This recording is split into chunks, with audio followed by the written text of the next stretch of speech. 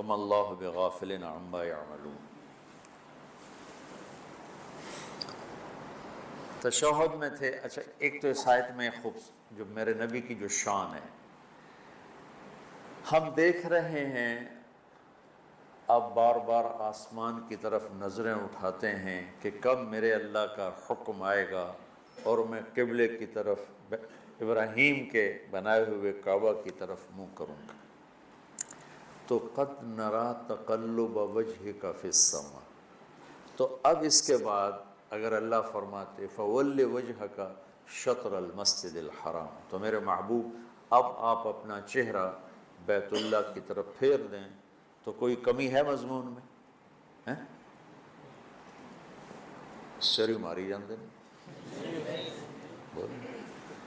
یوں تو نہیں کیا جاتا۔ میں نے پوچھا ہے زبان سے بتاؤ، تم یوں کر رہے ہو، یہ تو بھینس کرتی ہے یا گائے کرتی ہے یا بیل کرتا ہے۔ اس میں ایک آیت کا اضافہ میرے نبی کی شان بتاتا۔ قد نرا تقلب وجہک فی السماء، ہم دیکھ رہے ہیں، آپ بار بار آسمانوں کو دیکھتے ہیں کہ کب آئے گی وحی۔ فول وجہک شطر المسجد الحرام، ہم آپ کے اکرام میں کہہ رہے ہیں کہ آپ اپنا چہرہ ادھر پھیریے۔ اس کے بیچ ایک آیت آئی ہے فَلَنُوَلِّيَنَّكَ قِبْلَةً تَرْضَاهَا، میرے محبوب ہم ضرور آپ کا رخ ادھر پھیریں گے جس پر آپ خوش ہو جائیں گے، راضی ہو جائیں گے۔ کمال، اللہ ساری دنیا سے کہتا ہے مجھے راضی کرو، اور خود کہتا ہے میرے محبوب میں نے آپ کو راضی کرنا ہے۔ کیا کمال، کیا کمال، کیا بلند ہستی ہیں۔ اسی سے میں پوری امت باغی ہوئی بیٹھی، ساری امت بغاوت۔ تو اس میں میرے نبی کی شان بڑی بلند ہو کے آئی ہے کہ اللہ آسمانوں سے فرما رہے ہیں کہ ہم میرے محبوب آپ کو خوش کر دیں، ہم آپ کو راضی کر دیں، آپ کو وہ قبلہ دیں گے جس سے آپ خوش ہو جائیں۔ اور وَلَسَوْفَ يُعْطِيكَ رَبُّكَ فَتَرْضَىٰ، یہ وہاں بھی یہی شان میرے نبی کی ہے کہ اللہ تعالیٰ فرما رہے ہیں میرے محبوب میں آپ کو اتنا دینے والا ہوں کہ آپ راضی ہو جائیں گے۔ تو بھائیو، جب میرا اللہ اپنے محبوب کی اس طرح عزت احترام کرتا، جبکہ وہ خالق اور وہ مخلوق، یہ عبد وہ معبود، وہ مالک یہ مملوک، اور اللہ آپ سے ایسا پیار، عزت، اکرام کا معاملہ فرما رہا ہے۔ ہم تو آپ کی امت ہیں، سیرت کی زندگی پڑھو اور ہر چیز میں اپنے نبی کی نقل اتارنے کی کوشش کرو۔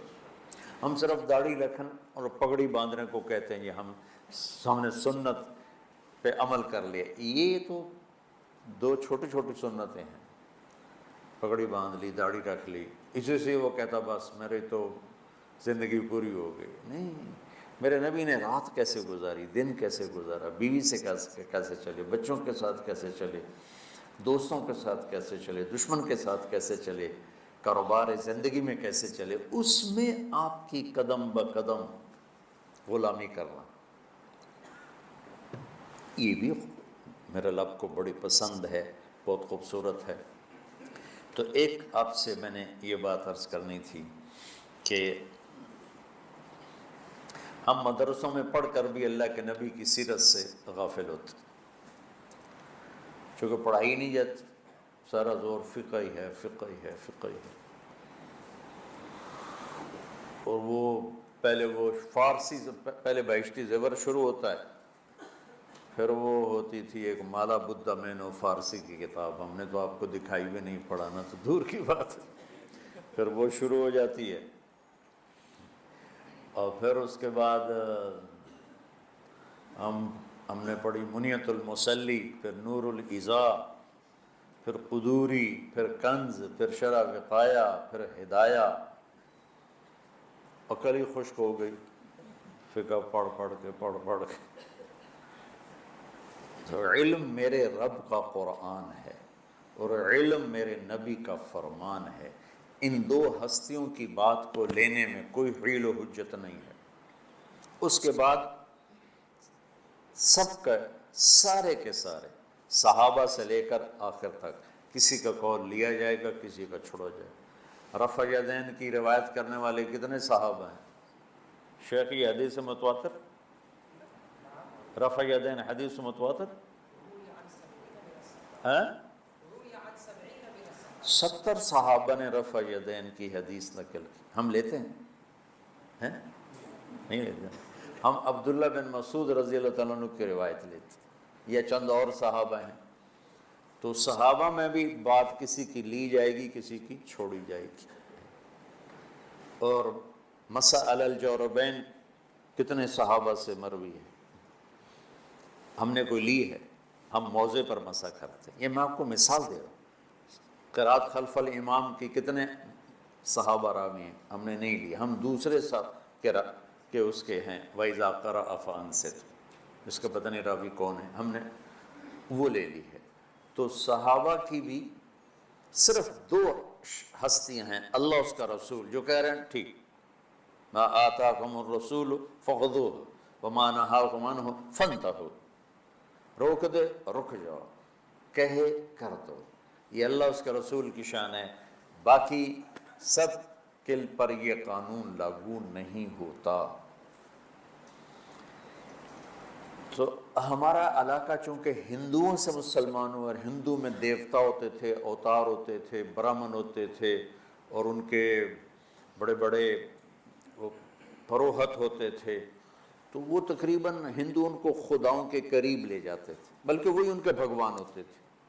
ہم اس معاشرت سے اسلام میں آئے، ہم نے یہاں اپنے بزرگوں کو، اولیاء کو اس طرح مان لیا جیسے نبی ہوتے ہیں، کیوں؟ جیسے نبیوں سے کوئی خطا نہیں ہوتی، ان سے بھی کوئی خطا نہیں ہوتی۔ جیسے نبی کی بات پتھر کی لکیر ہے، ان کی بات بھی پتھر کی لکیر ہے۔ پتھر کی لکیر صرف میرے نبی کی بات ہے، اور پتھر کی لکیر صرف میرے اللہ کی بات ہے۔ ان دونوں کی عظمت اپنے دلوں میں اتارو۔ تو اللہ کو پڑھنا ہے تو قرآن پڑھو کہ میرا اللہ قرآن میں اپنے آپ کو کیسے بتاتا ہے۔ نبی کو پڑھنا ہے تو سیرت پڑھو، تاکہ آپ کے سامنے میرے نبی کی خوبصورت زندگی آئے اور آپ کو پتہ چلے زندگی گزارنے کیسے۔ نیت کرتے ہو نا؟ یہ ایک بات تھی میرے اس میں، اسی سے متعلق پھر یہ بات آ گئی، وَإِذَا سَأَلَكَ عِبَادِي عَنِّي فَإِنِّي قَرِيبٌ أُجِيبُ دَعْوَةَ الدَّاعِ إِذَا دَعَانِ فَلْيَسْتَجِيبُوا لِي وَلْيُؤْمِنُوا بِي لَعَلَّهُمْ يَرْشُدُونَ، کہ اللہ تعالیٰ کہہ رہا ہے میرے بندے کن سے مانگ رہے ہو؟ جو یا مر گئے ہیں، یا اگر زندہ بھی ہیں تو تمہاری طرح وہ محتاج ہیں، تو مجھ سے مانگو نا، میرے خزانوں کی کوئی حد نہیں، انتہا نہیں ہے۔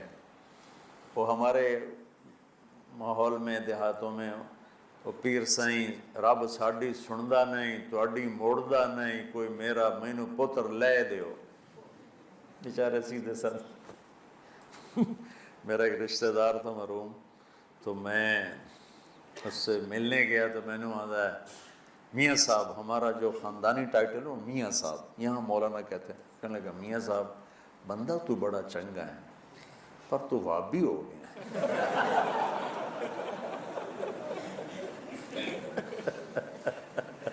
میں کیا وہ میں کیوں وابی ہو گیا کہ تو پیرانوں نہیں مننا ہے؟ کہتے ہیں میرا تو اپنا پیر ہے قادری سلسلے دا، میں تو وہ ہاتھ تے بیعت ہوئے ہیں، اسی پیرانوں مننے ہیں، پر اے نہیں ہے بھئی پیر پتر دے وے، پتر اللہ دیندا ہے، کہ لے ایہ تا گل ہوئی۔ ہر پیر دا رب کوٹا بنایا، وہ اپنے کوٹے چو لے کے دے دیندا ہے۔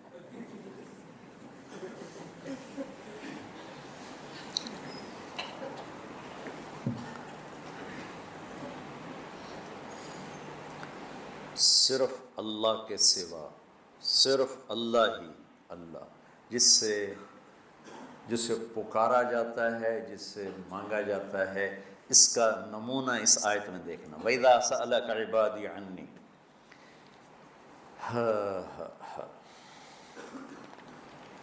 جب میرے بندے میرے بارے میں آپ سے پوچھیں تو میں بہت قریب ہوں۔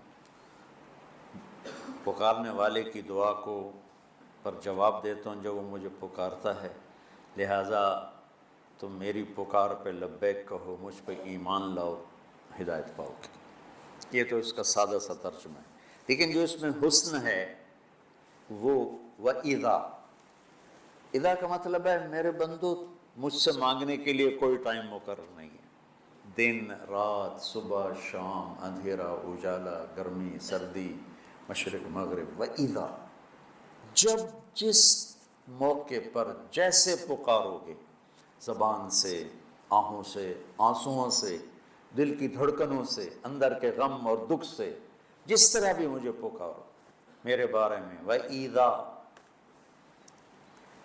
ان نہیں، اذا، جب بھی میرے محبوب سألک، آپ سے پوچھیں، عبادی پہلے، عنی بعد میں، حالانکہ اللہ کی شان کے مطابق ہونا چاہیے، وَإِذَا سَأَلَكَ عَنِّي عِبَادِي، جب میرے بارے میں میرے بندے آپ سے پوچھیں، اور اللہ یہاں عبادی کو پہلے اور اپنی ذات کو بعد میں، اور عبادی محبت کا لفظ، میرے بندے، سبحان اللہ، مومنین نہیں کہا، مسلمین نہیں کہا، عبادی میرے بندے، وہ سبھی اللہ کو یا عبادی الذین اسرفوا علی انفسہم، تو کتنے وہ قرآن میں یا عبادی، تو عباد میں سارے آ گئے، تو اللہ کہہ رہا ہے میرے محبوب جب میرے بندے، کیا محبت ہے اس، میرا لال، میرا بیٹا، میرا جگر، موت کو دیکھتی ہیں،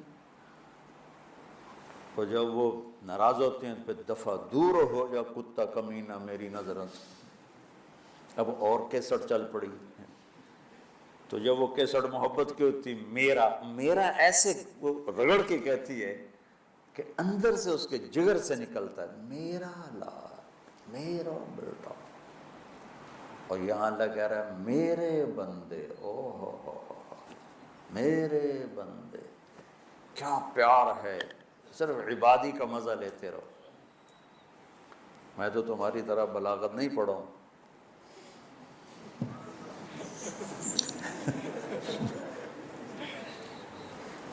اپنے ذوق کی وجہ سے، میرا ادبی ذوق ہے، شاعرانہ ذوق ہے، لگ رہا ہے میرے بندے، میں اس میں لہجے کو میٹھا بنانے کی کوشش کر رہا ہوں، کہاں میرے رب کا لامحدود لہجہ، کہاں میری، لیکن میں اس کو مٹھاس کو پیش کرنے کی کوشش کر رہا ہوں، میرے بندے، محسوس ہوگا نا میرے بندے، تو لگتا ہے کوئی بڑا طاقتور جابر حاکم اپنے غلاموں سے بات کر رہا ہے، عباد غلام، لیکن میرے بندے، محبت دے رہا ہے، الفاظ لفظ میں کیا محبت ہے، کہ میرے بارے میں پوچھ رہے ہیں، میرے بارے میں۔ اچھا قرآن میں نا یسألونک کے ساتھ آیا، یسألونک، اے میرے محبوب یہ آپ سے پوچھتے ہیں، عن المحیط، محیط کے بارے میں، قل آپ کہیے ہوا اذا، پھر صحابہ نے سوال کیے، اللہ نے جواب دیے، اور جواب میں نبی کو بیچ میں لائے کہ میرے نبی آپ یوں کہیے، یسألونک عن الانفال، یہ کہتے ہیں انفال مال غنیمت کا ہے، قل میرے حبیب آپ کہیے، الانفال للہ ولرسولہ، یسألونک عن الاہلہ، یہ اہلہ کے بارے میں سوال کرتے ہیں، قل کہیے میرے محبوب، ہی مواقیت للناس، یسألونک ماذا ینفقون، یہ آپ سے سوال کرتے ہیں کیا خرچ کریں، قل العفو، میرے محبوب آپ فرمائیے زائد، یہ طرز قرآن کا سمجھ میں آ گیا۔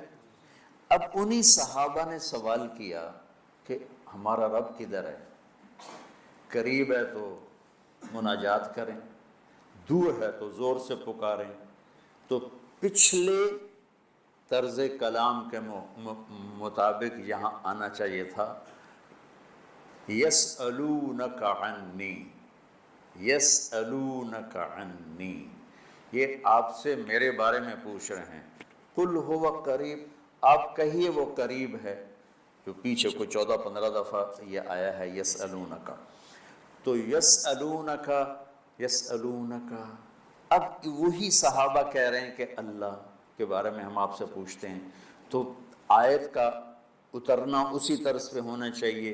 یسألونک عن اللہ قل هو قریب، یسألونک عنی قل هو قریب. میری بات سمجھ میں آ رہی کہ یہ میرے محبوب آپ سے پوچھ رہے ہیں میرے بارے میں، تو آپ کہیے وہ قریب ہے. لیکن یہاں سارا جملہ تبدیل کر دیا، سارے جملے کی کیمسٹری تبدیل کر دی. وَإِذَا، وہاں اذا نہیں، یسألونک. یسألونک کا مطلب ہے کہ اس وقت یہ جواب ہے، آئندہ اس میں تبدیلی آ سکتی. اور اذا سأل کا مطلب ہے کہ اب جو جواب آئے گا ہمیشہ کے لیے آئے گا، اس میں کوئی تبدیلی نہیں ہو سکتی. وَإِذَا اور یسألون. اب یہ میرے بندے میرے بارے میں پوچھیں تو آگے اللہ نے کہنا تھا کہیے میں قریب ہوں. اللہ کہتا ہے فإنی قریب، میں قریب ہوں. میں پوچھتا ہوں کہ بھائی مولانا زبیر صاحب کدھر ہیں؟ تمہارا نام کیا ہے؟ میں کہتا ہوں سعید، مولانا سعید صاحب، مولانا زبیر صاحب کدھر ہیں؟ تو آپ کہیں گے جی وہ بیٹھے ہیں. ٹھیک ہے. میں پوچھتا ہوں کہ مولوی سعید صاحب مولانا زبیر صاحب کدھر ہیں، آپ کے بولنے سے پہلے وہ خود بول پڑتے ہیں کہ جی میں یہاں ہوں. تو کوئی فرق ہے ان دونوں چیزوں میں؟ انہوں نے میری بات کو عزت دی ہے کہ آپ کے بولنے سے پہلے خود بول پڑے میں موجود ہوں، میں ہوں. شیخ رمزی ہوتے تو زیادہ سمجھا سکتے، اب میرے جو اندر احساسات ہیں میرے پاس آگے الفاظ کوئی نہیں. اللہ تعالیٰ فرما رہے ہیں کہ جب میرے بندے میرے بارے میں آپ سے پوچھیں تو ایک دم اللہ نے کلام کی شکل بدلی. کہ میرے حبیب آپ پیچھے ہٹ جائیں، اس کا جواب میں خود دوں گا. کہ میرے بندہ تیرے پاس ہی تو ہوں، تیری شارت سے زیادہ تیرے قریب ہوں. اللہ نے اپنے حبیب کو بیچ میں نہیں شامل کیا کہ میرے محبوب آپ پیچھے ہو جائیں. مجھے یہ جواب اتنا پسند آیا ہے کہ میں چاہتا ہوں کہ آپ کی جگہ میں خود جواب دوں. میرے بندوں میں تمہارے پاس ہوں، تمہاری شارت سے زیادہ قریب ہوں، تم سے دور نہیں ہوں. اینما تولوا فثم وجہ اللہ. میں تم سے دور نہیں ہوں، میں تمہارے پاس ہوں، تمہاری شارت سے زیادہ قریب ہوں. اور قدم قدم میری معیت تمہارے ساتھ ہے. مجھے پکارنے کے لیے زور لگانے کی ضرورت نہیں ہے، عربی کی ضرورت نہیں ہے. جس زبان میں پکارو گے وہ سنے گا. آگے کہتا ہے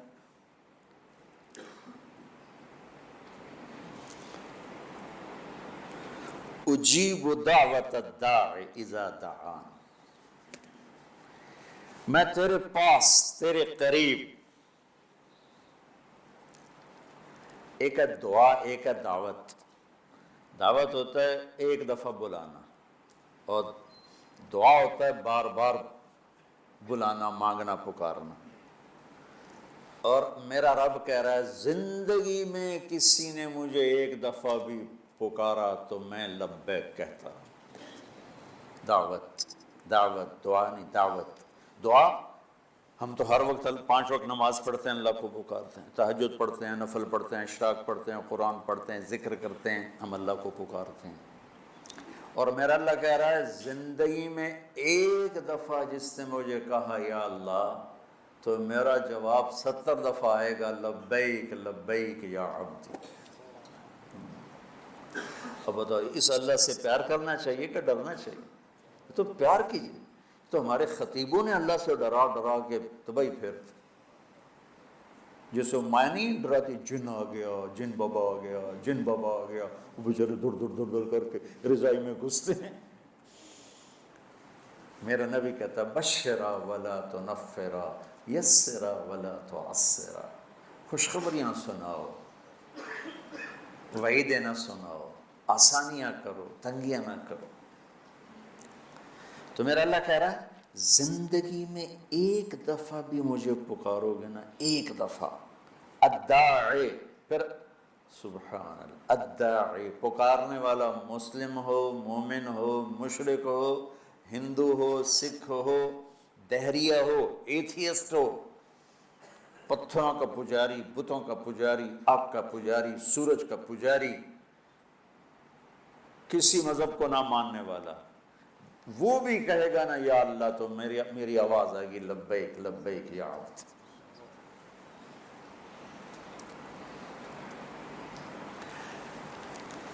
بچہ اب گھروں میں بچہ ماں سے کہتا اماں، وہ کہتی جی جی میرا لال،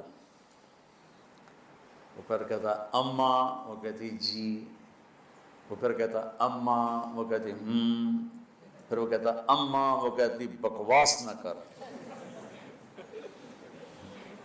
تم ساری رات اپنے رب کو پکارو، ساری رات وہ تمہیں لبیک لبیک سے جواب دیتا رہے گا، ساری رات، ساری زندگی اسے پکارو، ہر پل اس کے طرف سے لبیک میرا بندہ، لبیک میرا بندہ، لبیک میرا بندہ۔ حضرت تھانوی رحمۃ اللہ علیہ، مولانا اشرف علی تھانوی رحمۃ اللہ علیہ کے مواعظ میں ہے ایک قصہ، تو لہٰذا اس کی سند کی تو میرے پاس کوئی چیز نہیں ہے، لیکن چونکہ انہوں نے نقل کیے میں بھی نقل کر دیتا ہوں کہ ایک شخص پتھر کا پجاری تھا، تو ہر وقت وہ یا صنم اس کے سامنے بیٹھ کے بولا کرتا تھا۔ 70 برس گزر گئے تو ایک دفعہ اس کی زبان سے نکل گیا یا صمد، یا صمد، تو اللہ نے کہا لبیک لبیک میرا بندہ، میں حاضر میرا بندہ۔ فرشتوں نے کہا یا اللہ یہ تو تجھے جانتا ہی نہیں ہے، زبان پھسل گئی۔ اللہ نے فرمایا 70 سال سے انتظار کر رہا تھا کہ کبھی تو مجھے پکارے گا، آج چاہے بھولے سے پکارا ہے میں جواب دوں گا۔ اس کا تو پتہ نہیں پیچھے سند کیا ہے، لیکن ایک میں حدیث آپ کو پیش کرتا ہوں کہ جب قارون زمین میں دھنس رہا تھا اور اللہ نے 2 رکوع اتارے، ان قارون کان من قوم موسیٰ فبغى علیہم فخسفنا به وبدارہ الارض۔ قارون نے کیا کیا تھا، موسیٰ علیہ السلام کے لیے ایک عورت کو تیار کیا۔ موسیٰ علیہ السلام نے زکوٰۃ مانگی، بنو اسرائیل کی زکوٰۃ تھی 1 لاکھ پہ 10,000، ہماری زکوٰۃ ہے 1 لاکھ پہ 2,500، اتنا فرق، پھر بھی لوگ نہیں دیتے ہیں، اور ان کی 10,000۔ جب اس نے حساب کیا تو کروڑوں میں چلی گئی، انہوں نے کہا کون اتنا دے، اس نے ایک عورت کو پیسے دیے کہ تو موسیٰ علیہ السلام پہ نا بدکاری کی تہمت لگا تھی، اور پھر اور بھی دوں گا۔ موسیٰ علیہ السلام بیان فرما رہے تھے، یہ قارون کھڑا ہو گیا کہ جی جو آدمی زنا کرے اس کی کیا سزا ہے؟ موسیٰ علیہ السلام نے فرمایا اس کو سنسار کیا جائے، پتھر مار کے ہلاک کیا جائے۔ تو کہنے لگا یہ عورت کیا کہتی ہے؟ اس نے اشارہ کیا، وہ کھڑی ہو گئی، کہ کیا کہتی ہو؟ اس کی جب نور نبوت پہ نظر پڑی، کہا جی میں کچھ نہیں کہتی، مجھے اس نے پیسے دیے تھے کہ میں آپ پہ گناہ کی تہمت لگا دوں۔ تو موسیٰ علیہ السلام سجدے میں چلے گئے، جلالی نبی، تو اللہ نے کہا زمین تیرے تابع ہے، جو کہے گا کرے گی۔